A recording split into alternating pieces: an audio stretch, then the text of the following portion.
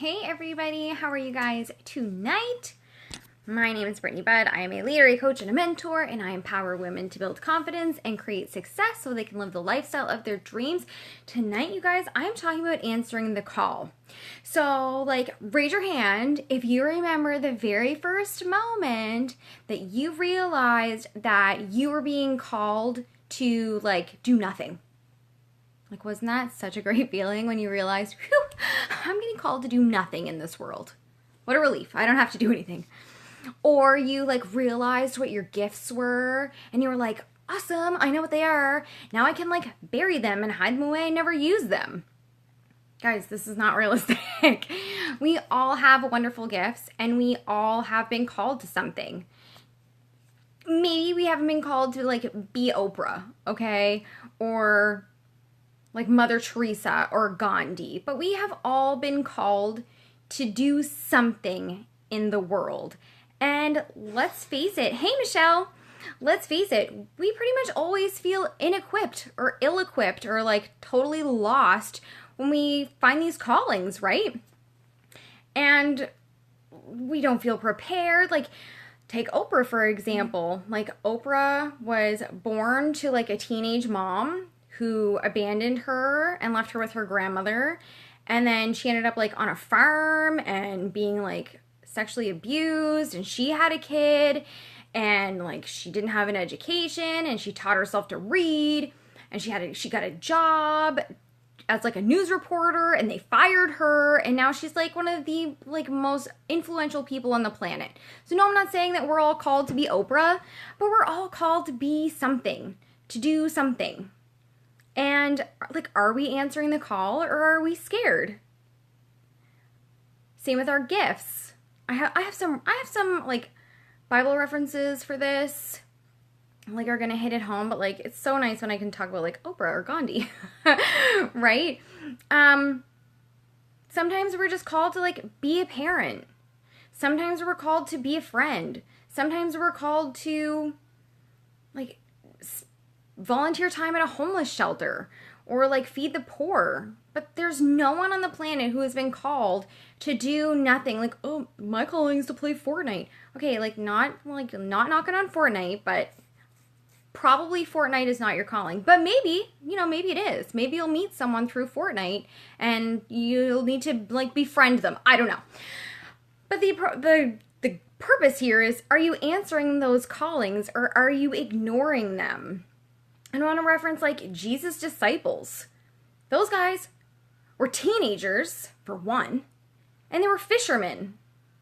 Talk about being ill-equipped to be a disciple. You're basically a child, and all you know about is fishing. But they stepped out in faith, and they did what they felt they were called to do. And there's another really cool one that I'm totally going to ruin, because that's just what I do. But there's a story in the Bible about this rich man who gave his servants money. So he gave one of them 5 bags of gold. He gave another one 2 bags of gold, and he gave another one 1 bag of gold. And he's like, go. Go do something. Go do something with it. And the guys that understood their gifts and gambled a little bit and bet on themselves a little bit. The guy with 5 bags, he did that. He went out, he used his gifts. He came back, he had 10 bags of gold. And he's like, what up? Making it rain over here. And the master, which I hate using these kinds of terms, but that's what it was back then, was like, what? Sweet, son. I'm so pumped. I'm gonna give you more responsibility. You're amazing. Let's party. And the guy that had 2 bags of gold was like, what up? I got 2 more bags. I got 4 bags for you. Total. Here you go. The master was like, yeah, let's party. I'm going to give you more responsibility. The guy that had 1 bag was terrified, you guys. Had no idea how to harness his gifts. And he buried the money out of fear. And when the master was like, all right, dude, what did you do? He's like, I buried it, so, here's your money back. And the guy was like, what are you talking about? Why did you do that? And he was so upset, right? And this is applicable to us.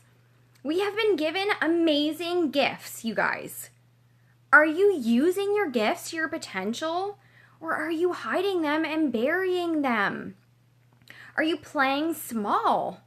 Are you playing safe? Are you answering your calling, or are you hiding away from it? Imagine if those 12 disciples said no. Yeah, Jesus, you know what? I'm just really good at fishing, so I'm going to stay here. Like, all good, thanks, but no thanks. You guys, we cannot say no to our calling. And like I said, no, we're not all called to be Jesus' disciples. Well, actually we are. But we're not all called to be Oprah. We're not all called to be Mother Teresa. We're not all called to be Gandhi. But whatever your calling is, you guys, don't be afraid of it. Don't hide it. Don't bury your gifts and, like I'm really good at exaltation. You think I'm never going to use that? Of course I am. It's my number one spiritual gift, and I love using it. Imagine if I never encouraged anybody again. That would suck. One of my very favorite quotes is by like an old school like pastor, like from like hundreds of years ago. And I don't even know his name. But he says, "Be bold and mighty forces will come to your aid." And you guys, isn't that always true?